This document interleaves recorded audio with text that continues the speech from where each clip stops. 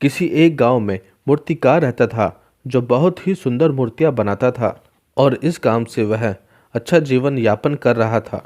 कुछ समय बाद उसको एक बेटा हुआ जिसने कम उम्र में ही मूर्तियां बनाना शुरू कर दिया था और उसकी मूर्तियां भी बहुत सुंदर दिखती थीं। मूर्तिकार अपने बेटे की सफलता से काफ़ी खुश था।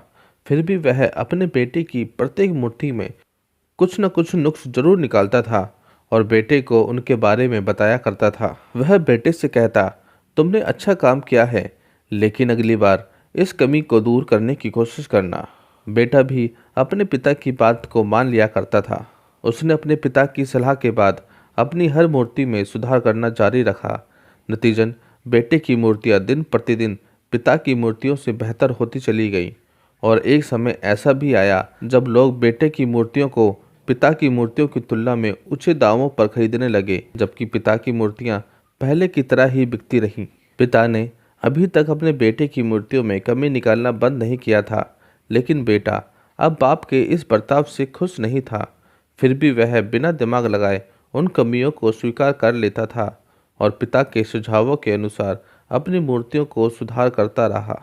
आखिरकार एक दिन ऐसा आया जब उसके पिता ने उसकी बनाई मूर्तियों में कमियां निकालना शुरू किया, तो बेटे का धैर्य जवाब दे गया। बेटे ने कहा, पिताजी, अगर आप इतनी श्रेष्ठ मूर्ति बनाते होते तो आपकी मूर्तियां मेरी मूर्तियों से कम कीमत पर नहीं बिकती। मुझे नहीं लगता कि मुझे अब आपकी सलाह की आवश्यकता है। मेरी मूर्तियां परफेक्ट है। बाप ने यह सुनकर अपने बेटे को सलाह देना बंद कर दिया।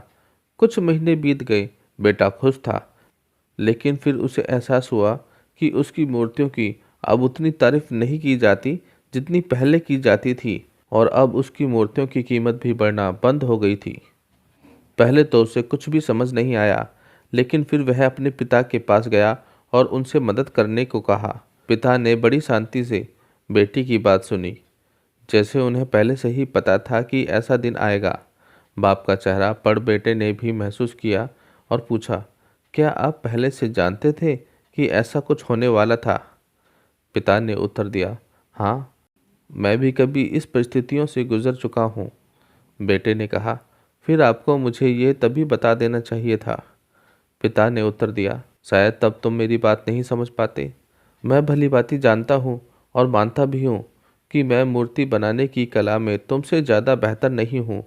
ऐसा भी हो सकता है कि मूर्तियों के बारे में मेरी सलाह गलत हो, और ऐसा नहीं है कि सिर्फ मेरी सलाह से तुम्हारी मूर्तियाँ बेहतर हो जाती हैं।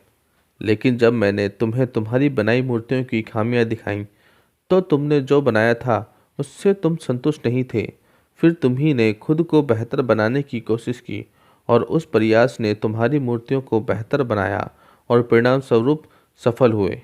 लेकिन यह भी उतना ही सच है कि जिस दिन से तुम्हें लगा कि अब तुम्हारे काम में सुधार की कोई गुंजाइश नहीं है, तुम्हारा विकास रुक गया। लोग हमेशा तुमसे अधिक की उम्मीद करते हैं और इसीलिए अब तुम्हें ना तो अपने काम के लिए ज़्यादा सराहना मिलती है और ना ही इसके लिए ज़्यादा पैसे मिलते हैं। बेटा कुछ देर चुप रहा, फिर उसने पूछा, तो अब मैं क्या करूं?